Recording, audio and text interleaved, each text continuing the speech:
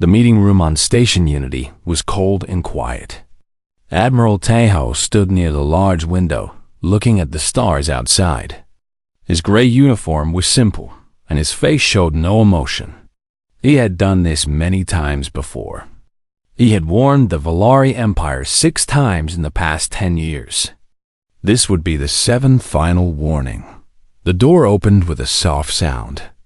Ambassador Vorik of the Valari Empire walked in with 2 guards behind him. Vorik was tall, almost 8 feet, with blue-gray skin and 4 arms. His eyes were black and showed nothing but pride. He looked at Tejo like a giant looking at a small insect. "Admiral," Vorik said, his voice deep and rough, "I hope this meeting will be short. I have important matters to attend to." Tejo turned slowly. He did not show anger. He did not show fear. His voice was calm and steady. "Ambassador Vorik, I will keep this brief. 3 days ago, your warships entered human-protected space near the Horizon colonies. This is the 7th violation in 10 years. Earth has been patient. Earth has been kind. But patience has limits." Vorik laughed. It was a cold, ugly sound. "Patience? You call it patience? We call it weakness, Admiral. Your species hides behind diplomacy because you cannot fight. Everyone in the galaxy knows this. Humans are soft. Humans are fragile. You build colonies and farms while real empires build weapons and armies." Tejo did not react. He simply reached into his pocket and pulled out a small device. He placed it on the table between them. A hologram appeared, showing a document with the seal of Earth's united government. "This is Earth's final warning," Tejo said. "If any Valari ship crosses into human-protected space again, there will be consequences. This is not a request. This is not a negotiation. This is a promise." Vorik picked up the device and looked at it. Then he dropped it on the floor. The hologram disappeared. "Your warnings mean nothing," Vorik said. "The Valari Empire has conquered 47 species. We have destroyed civilizations older than your entire planet. What will humans do? Send more diplomats? Write more letters? Make more empty promises?" He leaned forward, bringing his face close to Tejo. His breath was hot and smelled like metal. "Let me tell you what will happen, Admiral. High Commander Dravik is already preparing our fleet. We will take your Horizon colonies. We will take your resources. And if you try to stop us, we will burn your precious Earth to ashes. Do you understand?" Tejo looked into Vorik's black eyes. For a long moment, neither of them moved. Then, Tejo spoke, his voice still calm. "I understand perfectly, Ambassador. And I want you to remember this moment. Remember that Earth gave you a choice. Remember that you chose wrong." Vorik stood straight and laughed again. "Threats from insects. How amusing." He turned and walked toward the door. "Goodbye, Admiral. The next time we meet, you will be kneeling before the Valari flag." The door closed behind him. Tejo stood alone in the cold room. He looked at the broken device on the floor, then at the stars outside the window. He pressed a button on his communicator. "Commander Subin, this is Admiral Tejo. Activate Protocol Omega. Authorization code. Silent Thunder." On the other end, Commander Subin's voice was steady. "Understood, Admiral. Protocol Omega is now active. Should I inform the Council?" "No," Tejo said. "The Council already knows. They have known for 50 years. It is time." Far from Station Unity, in the dark space between stars, something began to wake up. In places where no light reached, where no ships traveled, massive structures started to power on. Lights that had been dark for decades began to glow. Engines that had been silent began to hum. Commander Subin sat in her control room on Earth's hidden military base. She was young, only 32, but she had trained her whole life for this moment. Her team worked around her, pressing buttons and reading screens. Protocol Omega is fully active, said Lieutenant De Jong, her second in command. All 17 stations are online. Fleet reserves are powering up. We have confirmation from all sectors. Subin nodded. She looked at the main screen, which showed a map of human space. The horizon colonies were marked in blue. Beyond them, in red, was Velari territory. How long until the Velari fleet reaches Horizon 7? She asked. Based on their current speed, approximately 72 hours. De Jong answered. 72 hours. 3 days. Subin had 3 days to prepare for what was coming. She thought about her grandmother, who had told her stories about the early days of human space travel. Back then, humans had met other species and learned a hard truth. The galaxy was not a peaceful place. It was full of predators, empires that saw weakness and attacked without mercy. Humans had 2 choices. They could become warriors, building weapons and fighting endless wars. Or they could pretend to be weak while secretly preparing for the day when they would need to show their true strength. Earth's leaders had chosen the second path. For 50 years, humanity had played the role of the peaceful species. They had sent diplomats, signed treaties, and avoided conflicts. They had let other empires think they were harmless. But in secret, Earth had built something terrible. Something that would make the entire galaxy understand a simple truth. Humans were not weak. They were waiting. Subin opened a communication channel to all 17 hidden stations. This is Commander Subin, she said. Protocol Omega is active. Prepare all ships. Prepare all weapons. The Velari have chosen war, and we will give them a war they will never forget. Across human space, men and women in gray uniforms began their work. Ships that had been hidden for decades were checked and prepared. Weapons that had never been used were loaded and aimed. On Colony Horizon 7, a young medic named Hana was finishing her work at the hospital. She did not know that in 3 days, her world would change forever. She did not know that she would become part of the greatest battle humanity had ever fought. She just looked at the stars outside her window and smiled. The stars were beautiful tonight. She had no idea what was coming. High Commander Dravik stood on the bridge of his flagship, the Velari destroyer called Iron Fist. He was the most feared warrior in the Velari Empire. He had led armies that crushed entire civilizations. He had never lost a battle. Around him, his officers worked at their stations.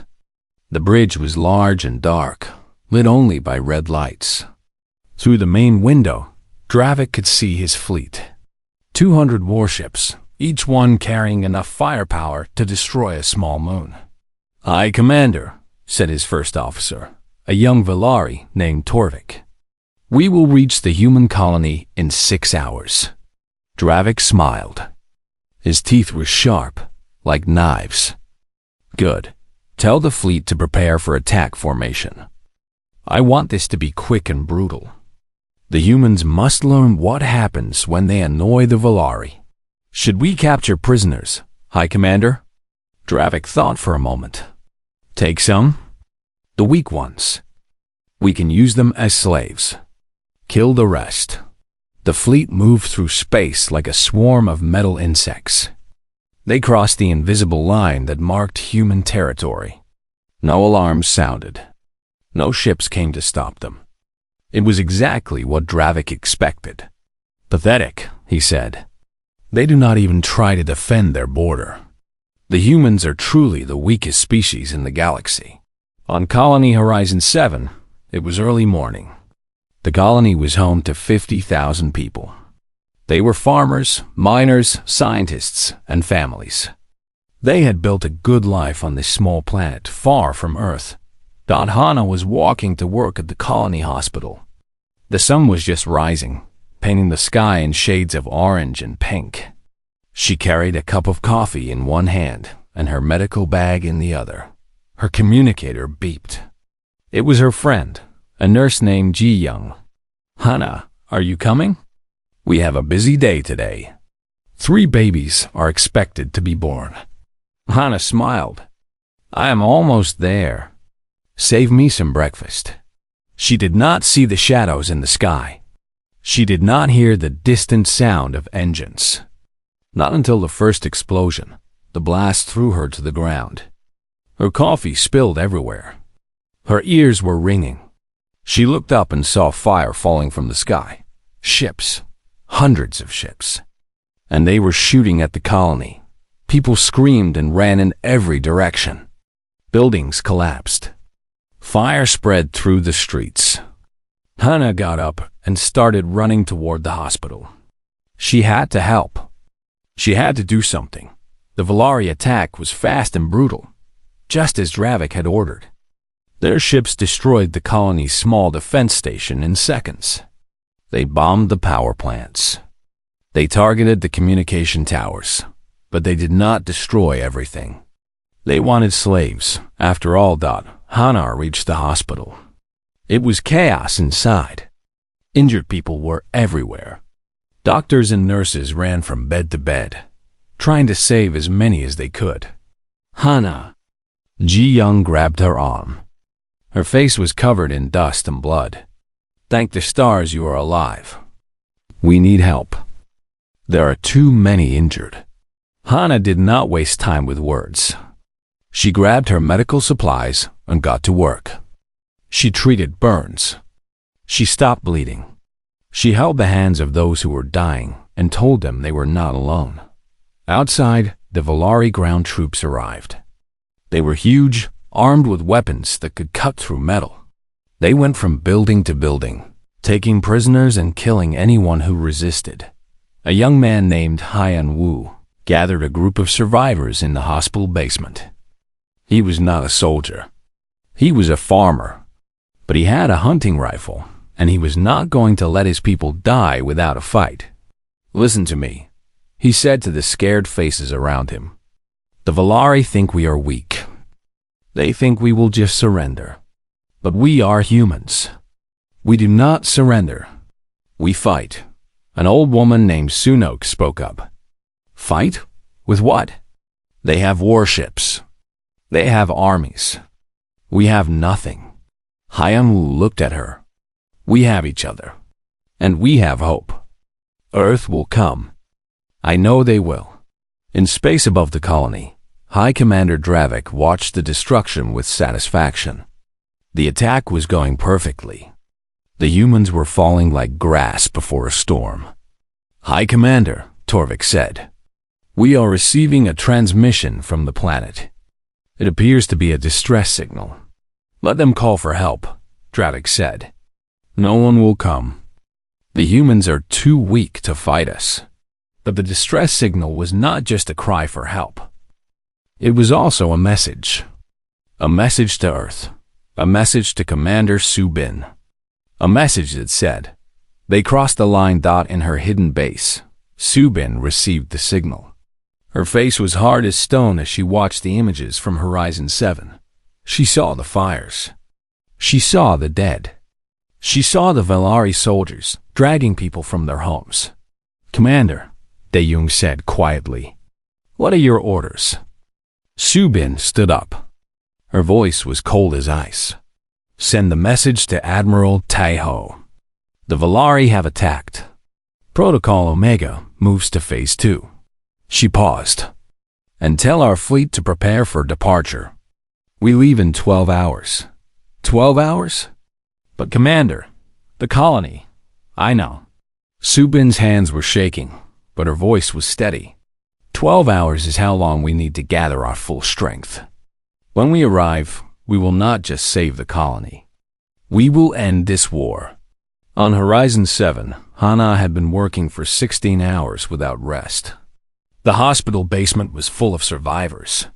They had no power, no communication, and little hope. Hyan Wu sat next to her, his rifle across his knees. "Do you think they will come?" he asked. Earth, I mean. Do you think they will save us? Hana looked at him. She was tired, so tired. But she remembered something her father had told her when she was young. He had been a soldier once, before he became a farmer. Humans do not abandon each other, she said. That is what makes us different from the Valari. They fight for power. We fight for family. And Hai and Wu, every human is family. Above them, the Valari ships circled like vultures. High Commander Dravik had taken the colony in less than a day. He had proven, once again, that the Valari were the strongest species in the galaxy that he did not know that far away. In the darkness of space, something was coming. Something that would change everything he believed about humans. Something that would teach him the true meaning of fear. The silent fleet was moving. And when it arrived, there would be no more warnings. Only consequences. Hana looked at the stars through a crack in the ceiling. They will come, she whispered. I know they will come. And somewhere in the darkness, 17 hidden stations powered their engines to full. Thousands of ships began their journey. The humans were coming. They were coming, and they were angry. Captain Jinwoo sat in the command chair of the battleship, Silent Fury. He was 45 years old, and had spent 20 of those years preparing for this moment. His ship was one of the largest in Earth's hidden fleet. It carried weapons that no one in the galaxy had ever seen. Around him, 2,000 crew members worked at their stations. The bridge was quiet except for the soft hum of engines and the beeping of computers. Everyone knew what they were about to do. Everyone was ready.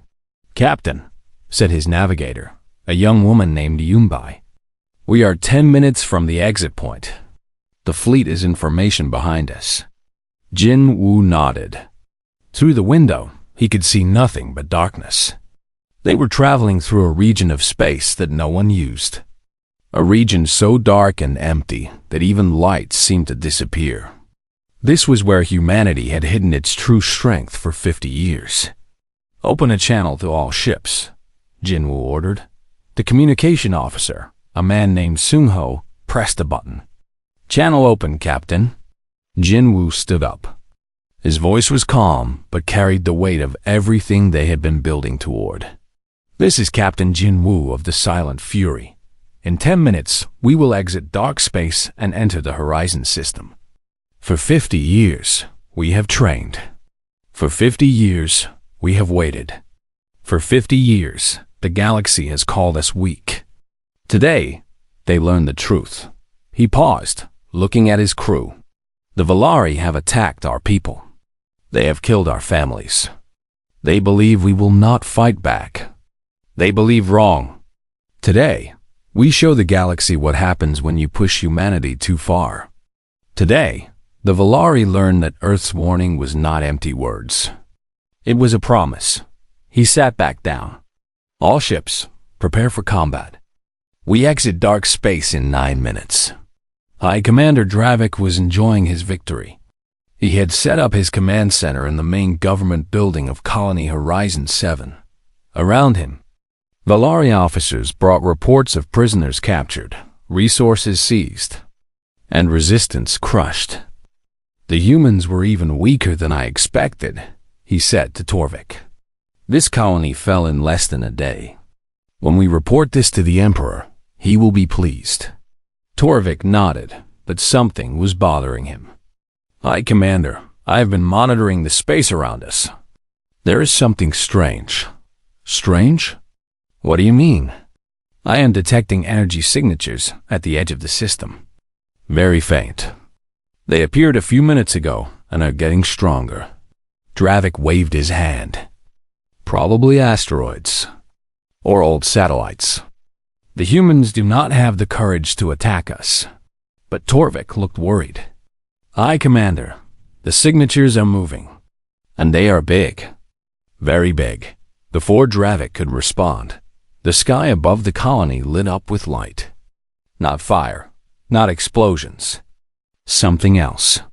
Something that looked like 1,000 stars suddenly appearing where there had been only darkness. Dravik ran outside. What he saw made his heart stop. Ships, human ships. But not the small, weak vessels he expected.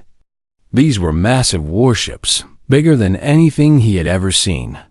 They filled the sky like metal mountains. And they kept coming. More and more, emerging from some invisible door in space.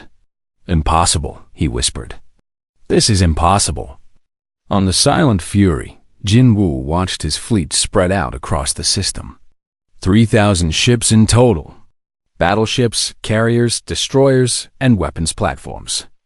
The largest military force humanity had ever assembled.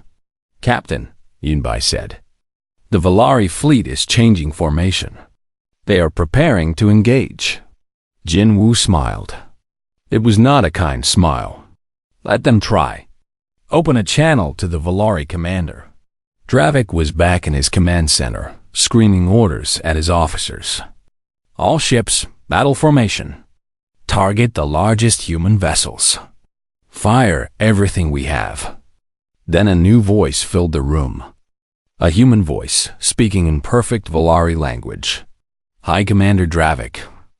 I am Captain Jin Woo of the Earth Defense Force. You have attacked human citizens.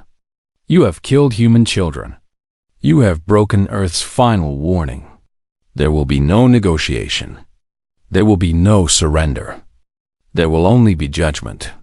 Dravik grabbed the communication device. You think you scare me, human? I have destroyed civilizations. I will destroy your fleet and burn your Earth.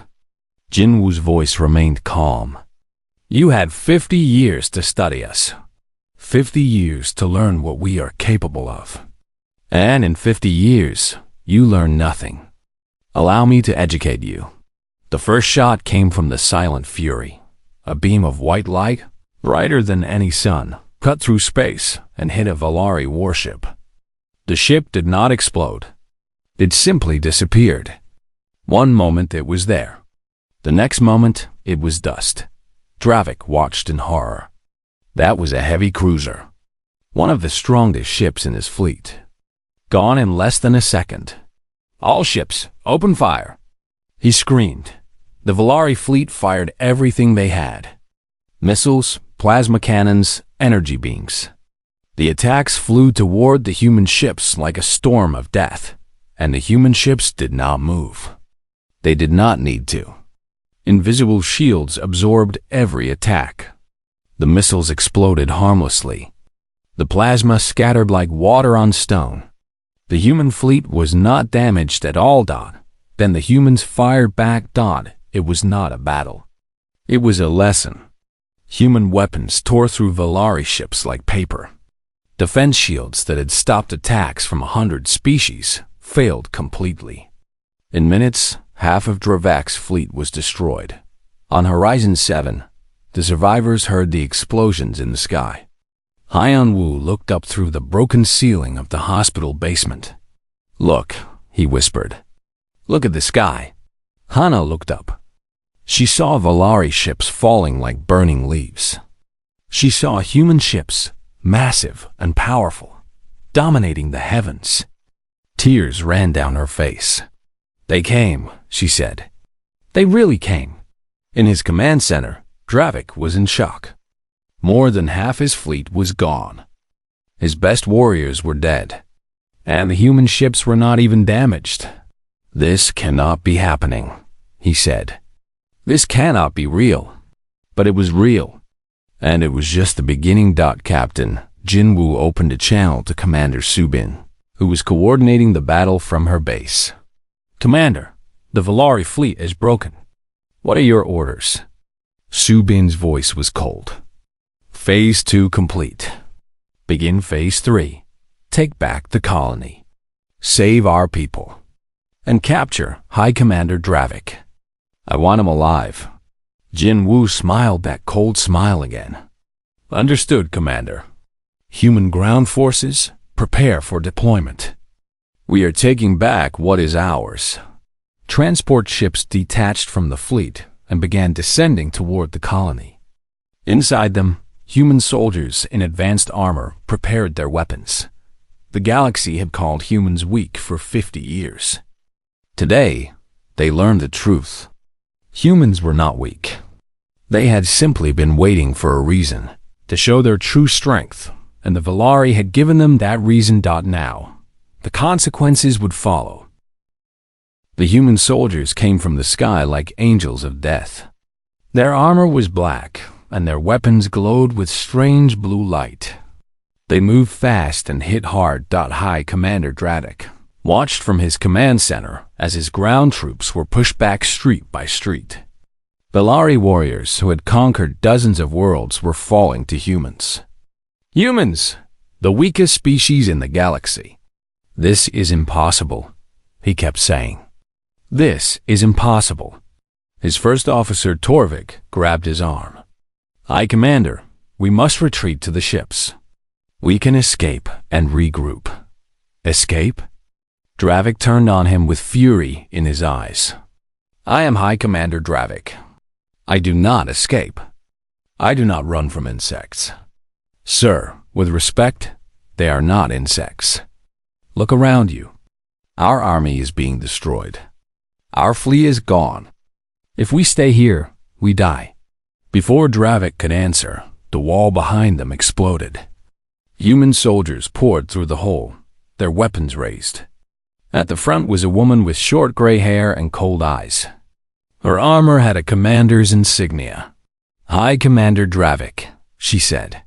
I am Colonel Mi-young of the Earth Defense Force. By order of Admiral Taeho, you are under arrest for crimes against humanity. Surrender now, or we will use force. Dravik drew his weapon. I will never surrender. To Mi-young moved faster than any human Dravik had ever seen. One moment she was standing still. The next moment she was behind him, her weapon pressed against his head. His own weapon was on the floor. That was not a request, she said calmly. Across the colony, the battle was ending. Human soldiers freed prisoners from Valari holding camps. Medical teams rushed to help the wounded. Engineers began repairing damaged buildings. Hana walked through the streets, still in her medical uniform, helping wherever she could. A human soldier stopped beside her. Are you Hana? The medic who kept people alive in the hospital basement. She nodded, confused. Yes, how do you know my name? The soldier smiled. Your signal reached Earth. Commander Subin heard what you did. You saved over 300 people. The commander wants to thank you personally. Hana did not know what to say. She had just done what any medic would do. She had just refused to let her people die.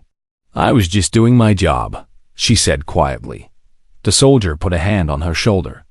That is why we fight. For people like you. While the colony was being secured, the human fleet did not rest.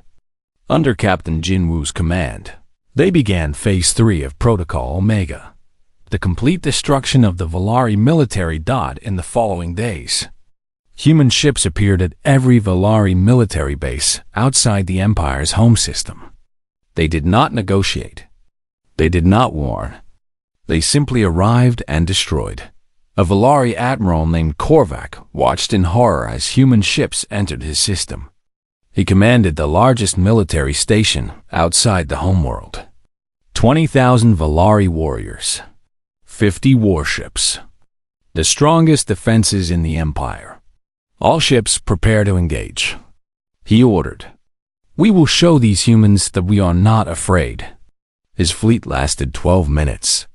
The human weapons were like nothing the galaxy had ever seen. Beams of light that cut through shields. Missiles that could not be stopped. Ships that moved faster than should be possible. By the time the battle ended, Korvac's station was dust. His fleet was burning wreckage, and human soldiers were already moving to the next target. Back on Earth, Admiral Taeho met with the Council of Nations. The leaders of humanity gathered in a large room, watching reports from across Valari space. The Valari military is effectively destroyed, Taeho reported. Their home system is surrounded. Their colonies are defenseless. They have no choice but to surrender. An old woman, the President of the United Nations, spoke up. "And what of the Valari people? The civilians?" "We have not harmed any civilians," Tejo said. "Our fight is with their military, not their people. We are not like them." The President nodded slowly. "Good. We must remember who we are. We fight to protect, not to conquer. When this is over, we must show the galaxy that humans can be strong and merciful." On a ship heading to the Valari homeworld, High Commander Dravik sat in a small cell. He had been stripped of his armor and weapons. For the first time in his life, he looked small. Colonel Mei-Young came to visit him. She stood outside his cell, looking at him without anger or hatred. Just cold observation. "Your empire is falling," she said. "Your military is destroyed. Your homeworld is surrounded. What do you have to say?" Dravik looked up at her. His pride was gone. His certainty was broken. He had spent his whole life believing that strength meant power, that power meant conquest, that conquest meant victory. Now he understood nothing. How? He whispered, "For 50 years, you pretended to be weak. You let us insult you. You let us threaten you. Why?" Mi-Young was quiet for a moment.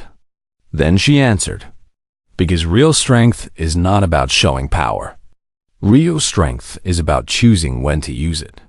We could have built an empire like yours. We could have conquered and destroyed. But that is not who we are." She leaned closer to the bars. "We are protectors, Dravik. We protect our families. We protect our friends. We protect strangers who need help. And when someone threatens what we protect, we become something terrible. Something that empires like yours cannot understand." Dravik closed his eyes. "What will happen to my people? That depends on your people. If they surrender, they will be treated fairly. We do not want your empire. We do not want your worlds. We only want peace. Real peace. The kind that comes when everyone knows that attacking the innocent has consequences." She turned to leave. "Wait," Dravik said. His voice was broken, desperate. "Please, I beg you, have mercy. Not for me. For my people. They only followed my orders. They do not deserve to suffer for my arrogance." Mi-Young stopped. She looked back at him. "Now you understand mercy," she said. "Now you understand what it means to care about others more than yourself. Remember this feeling, Dravik. Remember it when you face judgment." She walked away, leaving him alone in the cold cell dot above the Valari homeworld. The human fleet waited. 3,000 ships forming a ring around the planet. Weapons ready, but silent. Patient Admiral Tejo stood on the bridge of his flagship. He looked at the blue-green planet below. 8 billion Valari lived there. Civilians, families, children. "Sir," his officer said, "the Valari Emperor is requesting to speak with you." Tejo nodded. "Put him through." A hologram appeared. The Valari Emperor was old, his blue-gray skin wrinkled and pale. His eyes were not proud like Dravik's. They were tired, afraid. "Admiral Tejo," the Emperor said, "I am prepared to discuss terms of surrender." Tejo looked at him without expression. "I am listening," he said. The war was over. Now came the harder part. Building a peace that would last. The surrender ceremony took place on Station Unity, in the same cold meeting room where Admiral Tejo had delivered Earth's final warning. This time, the room was full of people. Representatives from 100 species across the galaxy had come to watch. Admiral Tejo stood at the center of the room. His gray uniform was simple, just as it had been before. His face showed no triumph, no pride, only calm patience. The Valari Emperor walked in slowly, supported by 2 guards. He looked ancient, as if the war had aged him 100 years. Behind him came High Commander Dravik, his hands bound, his head bowed in shame. The emperor stopped before Taeho and lowered himself to one knee. It was the traditional Valari gesture of complete surrender, a gesture that no Valari emperor had ever made in 10,000 years of history. "Admiral Taho," the emperor said, his voice weak but clear, "the Valari Empire surrenders unconditionally to Earth and its allies. We accept whatever terms you offer. We beg for mercy." The room was silent. Every species watching knew the weight of this moment. The Valari had been the terror of the galaxy for centuries. Now they knelt before humans. Taeho did not smile. He did not celebrate. He simply reached into his pocket and pulled out a document. "These are Earth's terms," he said. "They are not negotiable, but they are fair." He began to read. "First, the Valari military will be reduced to defense forces only. No more conquest fleets. No more invasion armies. Your weapons of mass destruction will be dismantled under human supervision." The emperor nodded weakly. "Second, all species enslaved by the Valari will be freed immediately. Their homeworlds will be returned. Compensation will be provided for their suffering." Again, the emperor nodded. "Third, the Valari will join the Galactic Peace Council. They will follow its rules. They will work with other species, not against them." Taeho paused.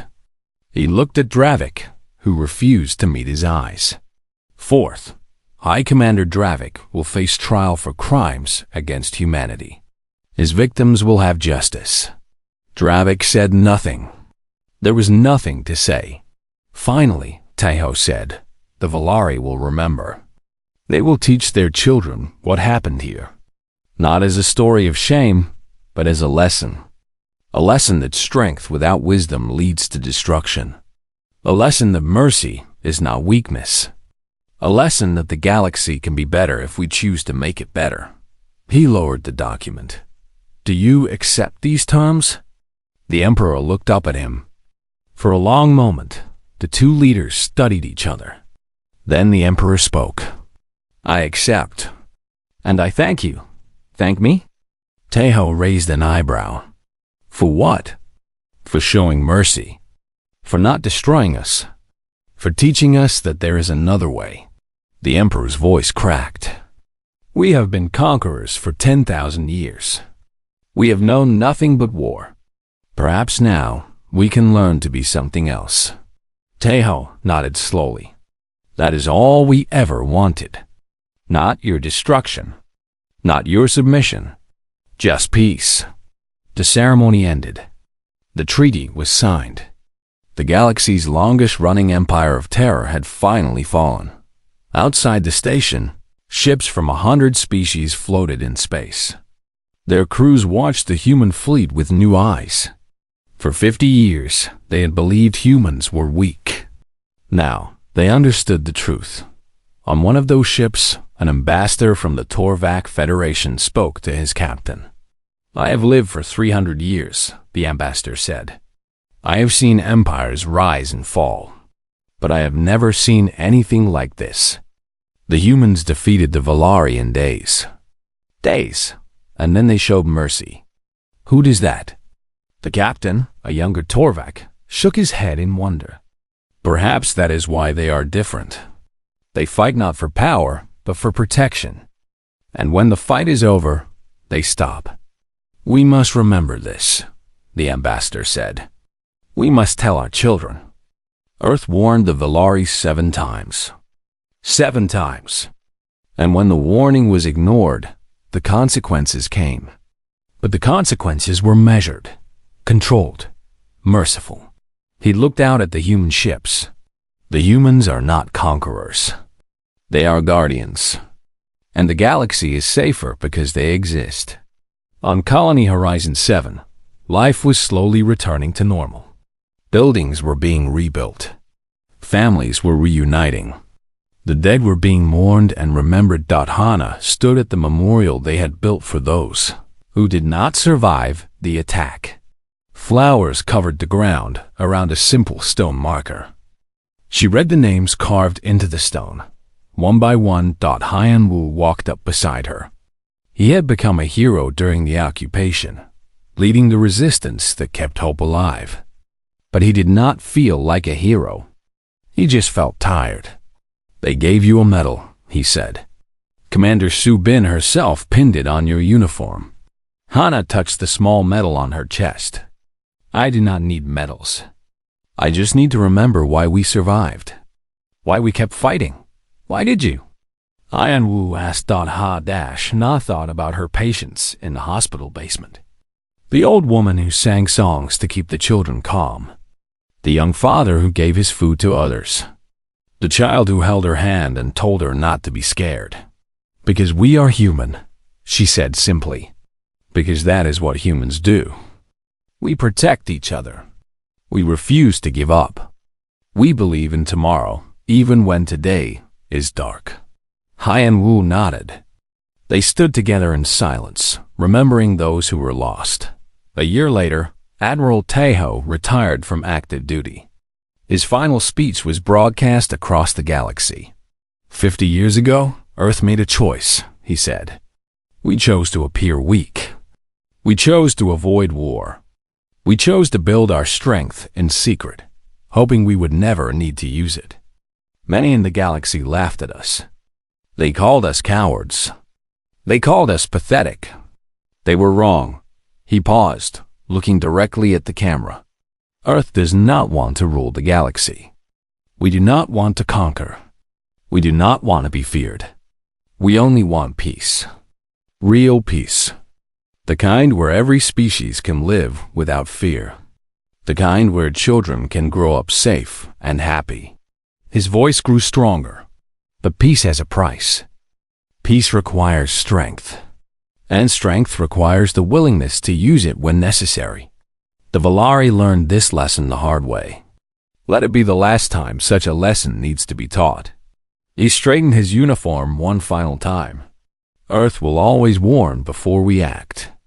We will always offer mercy before judgment. We will always choose peace before war. But if you threaten our people, if you harm our children, if you cross the line we have drawn, then you will face the consequences. This is not a threat. This is a promise. And humanity always keeps its promises. The broadcast ended. Across the galaxy, species who had once looked down on humans now looked up to them. Not with fear, but with respect.